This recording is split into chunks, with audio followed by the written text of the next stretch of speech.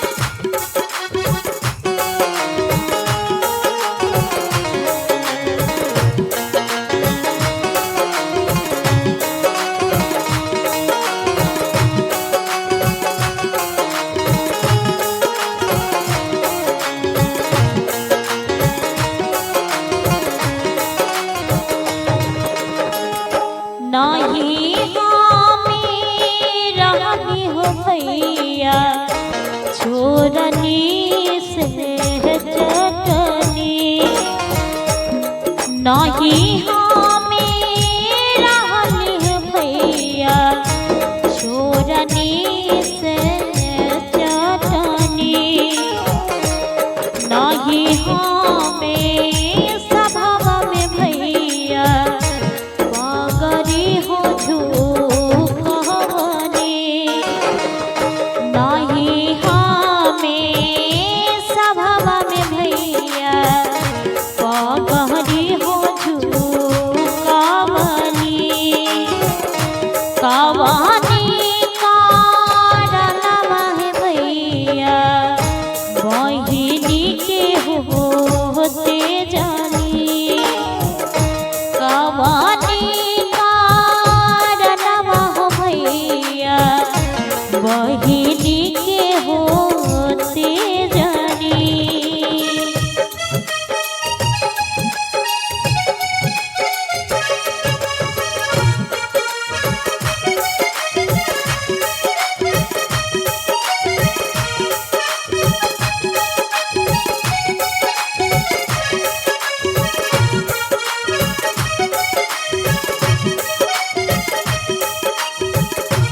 नाही तू रहलु है बहिनी छोड़नी है चटनी नाही तू रहलु बहिनी छोड़नी से चटनी नाही तू सभा में बहिनी पगड़ी के झूकवली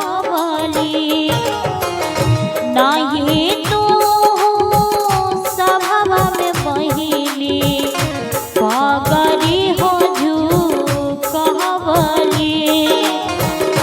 दुनिया के रीत हो बहिनी तोरा संग हम कइली दुनिया के रीत है बहिनी तोरा संग हम कइली दुनिया के रीत है बहिनी तोरा संग हम कइली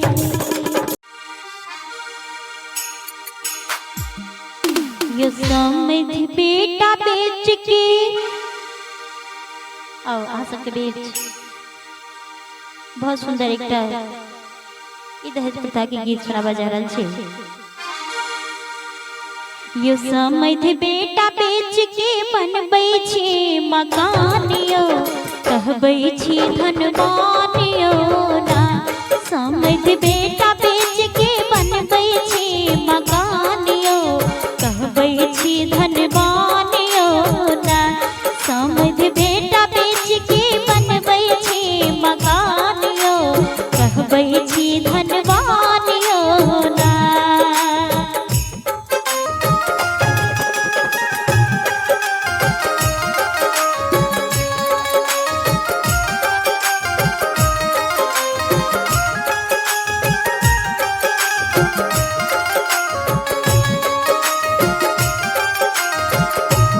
बेटी होइए पड़े आधी बेटी के बाप बेचल जमीन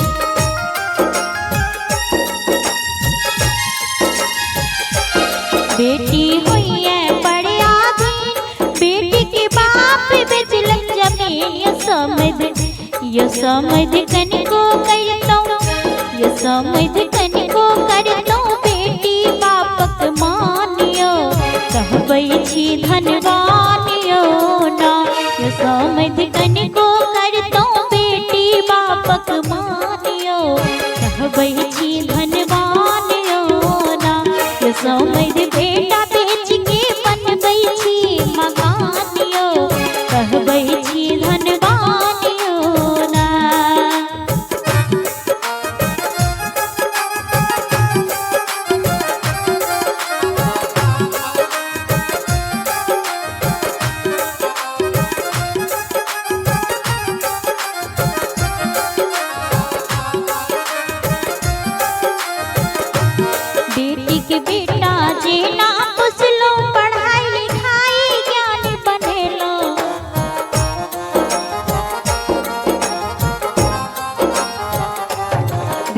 के बेटा जे ना पुसलो पढ़ाई लिखाई के ज्ञानी बनेलो।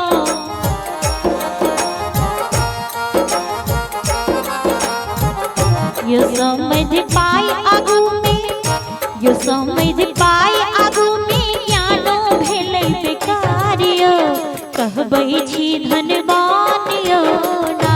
यो समझ पाई आगू में ज्ञानो भेलै बेकारियो, कहबै छी धनवानियो ना।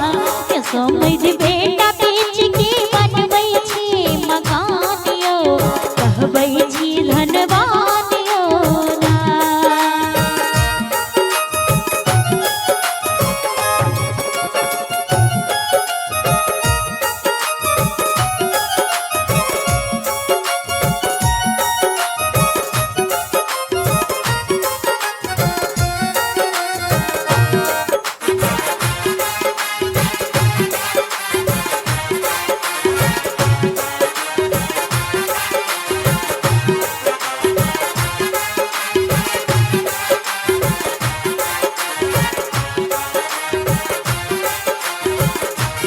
अहाँ के घरो ने घराड़ी, अहाँ दहेज मांगै छी भारी।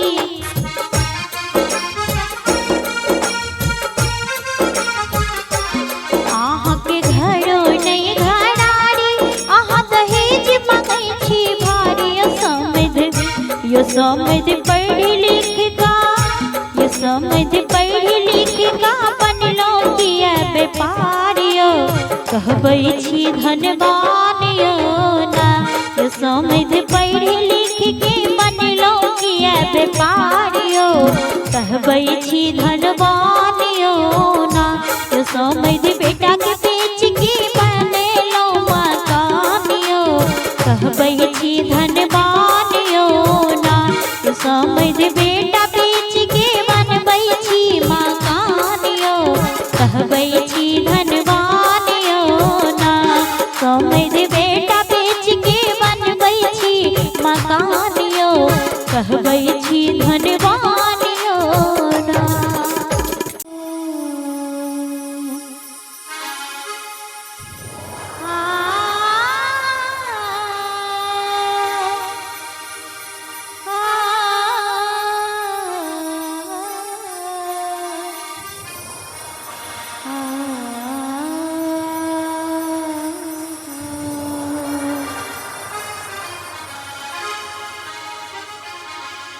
बन चले राम रघुराई,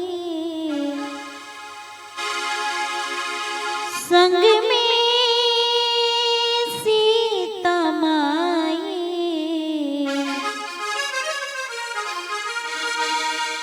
बन चले राम रघुराई, संग में सीता माई। राजा जनक की जाई, राजा जनक की जाई।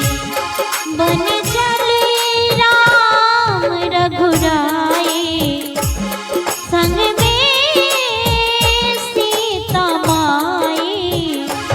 राजा जनक की जाई, राजा जनक की जाई, राजा जनक की जाई, राजा जनक की जाई।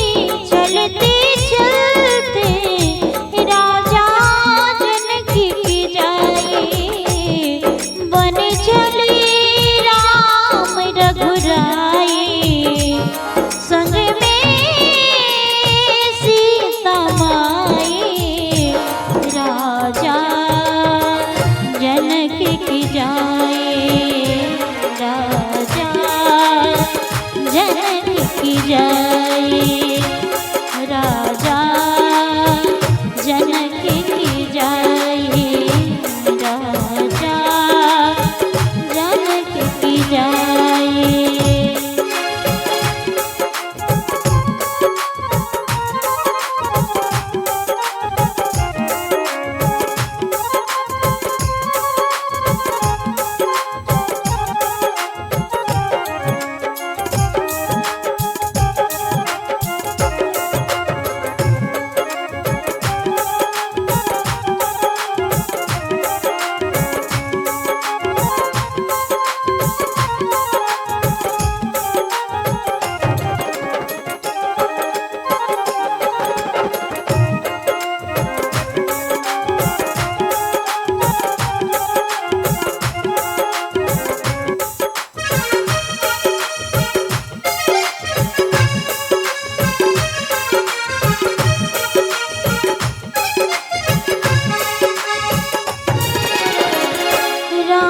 बिना मरी सुनी अयोध्या लखन बिना ठकुराए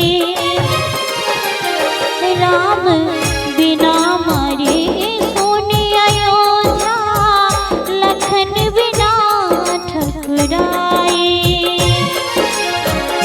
सीता बिना मोरी सोनी रसोई कौन करे चतुराई वन चली राम रघुराई संग में सीता माई राजा जनक की जाए राजा जनक की जाए राजा जनक की जाए राजा जनक की जाए।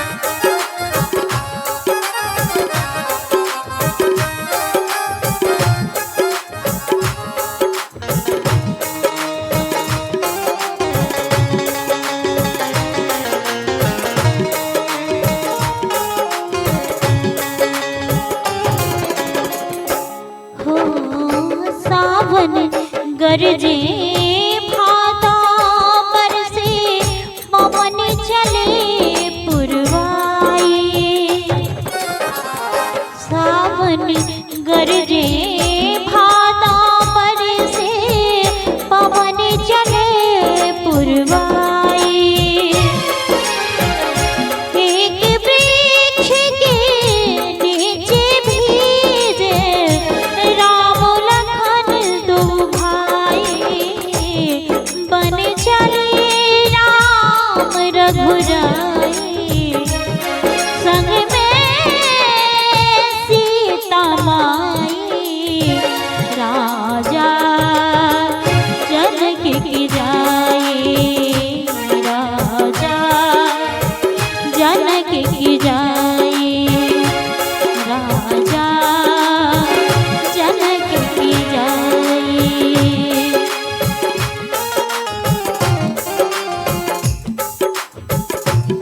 राजा जनक की जाए राजा जनक की जाए। हो लंका जीती राम घर आए घर घर बजत बधाई लंका जीती राम घर आए घर घर बजत बधाई मात कौशल्या खुश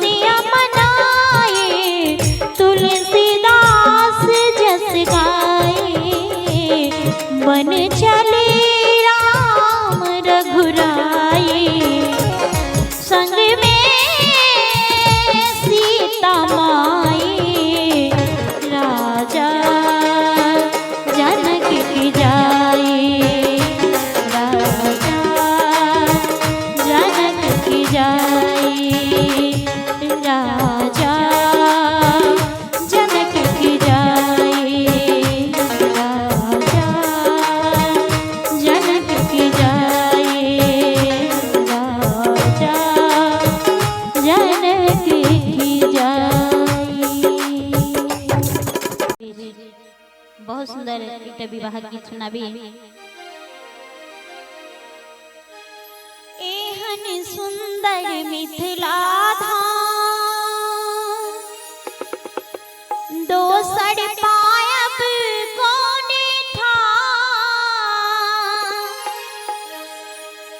यो एहन सुंदर मिथिला धाम दोसर पायब कोने ठाम कि दुल्हा दुल्हन सीताराम जनकपुर में। यो दुल्हा दुल्हन सीताराम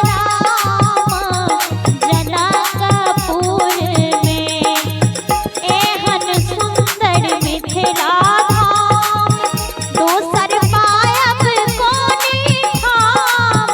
दोसर पायब कोने ठाम दुल्हा दुल्हन सीताराम जनकपुर में। यो दुल्हा दुल्हन सीताराम जनकपुर में।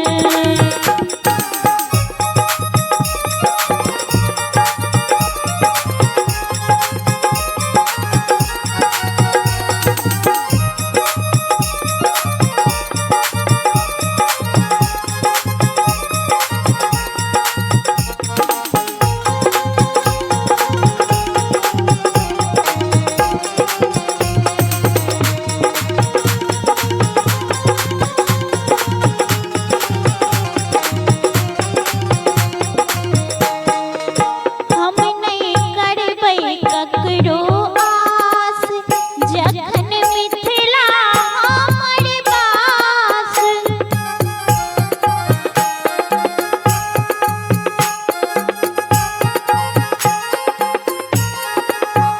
हम नहीं करबै ककरो आस जखन मिथिला हमर बास।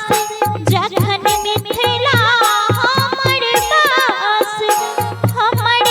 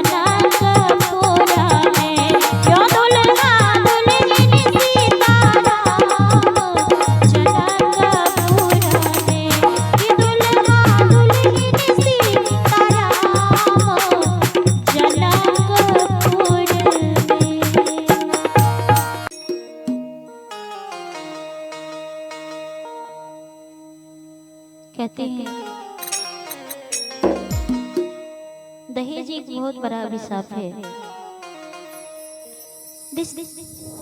तिलक दहेज के चक्कर में ना जाने कितनी बेटियों को बलि दी जाती है, जान से मार दिया जाता है, सताया जाता है। ऐसे ही एक बेटी की कहानी है। दहेज के कारण जब घर वालों ने मार दिया और जब माता पिता को ये बात पता चलती है, वो आते हैं अपनी बेटी के पास और लाश देख करके मूर्छा कर गिर जाते हैं, रोते हैं, बिलखते हैं, कहते हैं बेटी, हे विधाता, तूने ये क्या कर दिया? मैंने कितने सपने संजोगे थे और कितनी आशाओं से मैंने बेटी का विवाह किया था, पर आज ये क्या देख रहा हूँ। बेटी की सबसे आवाज आती है और कहती हैं कि पापा,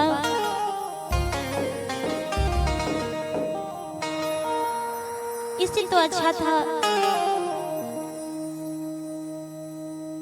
एक पुड़िया जहर देता,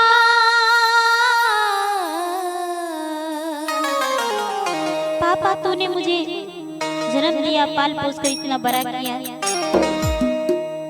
अगर तुम्हारे घर मैं मर जाती, मुझे कुछ हो जाता तो फिर मुझे इतना दुख नहीं होता। लेकिन आज इस तिलक दहेज के चक्कर में ना जाने मेरा ये क्या हाल कर दिया है। एक पुड़िया जहर देता, खाई के हम सोती, कहावा से देव पापा, दहेज में मारोती, कहावा से देव पापा, दहेज में मारोती, कहावा से देव पापा।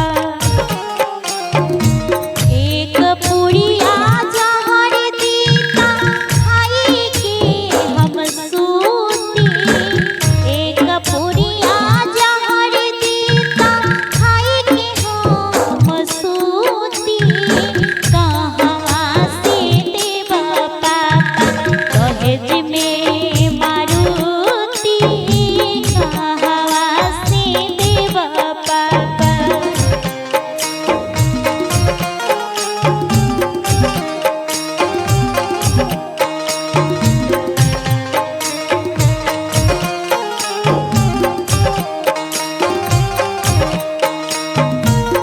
शादी व्यापार भइल, दुल्हा बेचाता,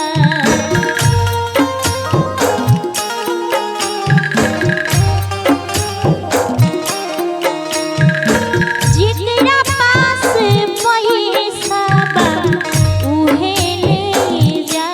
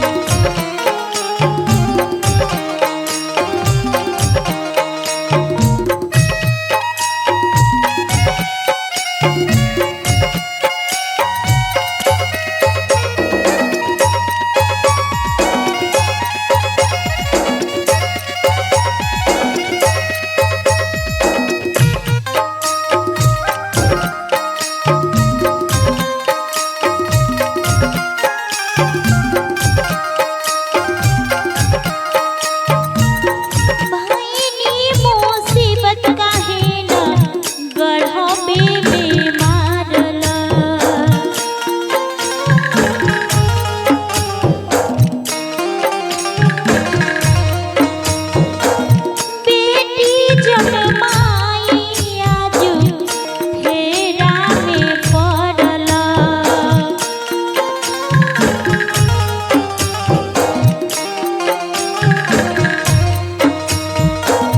भाईनी मुसीबत काहे न गड़भे में मारला। बेटी जनमाई आजू फेरा में पड़ला। ओहे पाटीदार लोगता कोई दी है छोटी। ओहे पाटीदार लोगता कोई दी है छोटी। कहवा से देव पापा दहेज में मारुति। कहवा से देव पापा।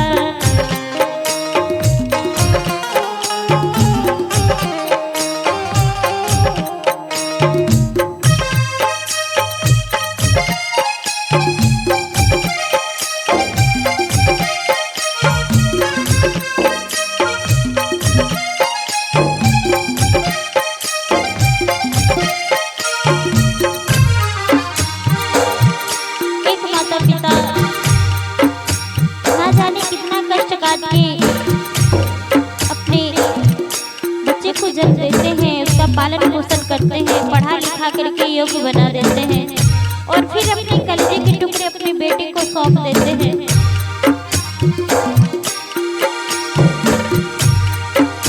और जब दहेज के कारण कोई इस प्रकार बेटी के साथ दुर्व्यवहार करता है, उसे मार देता है, सोचिए उस माता पिता के हृदय पर क्या गुजरती है। जब माता पिता रो रहे हैं, कहते हैं विधाता ये क्या देख रहे हैं। बेटी कहती है पिताजी आप मत रोइए, तुम्हारे दोस्त नहीं है पापा, दोस्त बा नसीब के।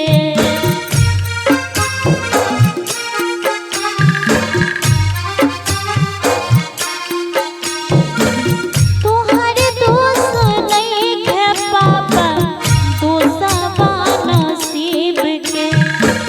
डोली के बदले अर्थी उठे गरीब के। इहे राही रीत दी है ढेर लोग बूटी। इहे राही रीत दी है ढेर लोग की बूटी। कहवा से देव पापा दहेज में मारुति। कहवा से देव पापा एक पुरिया जहर जीता खाई की हम सूती। एक पुरिया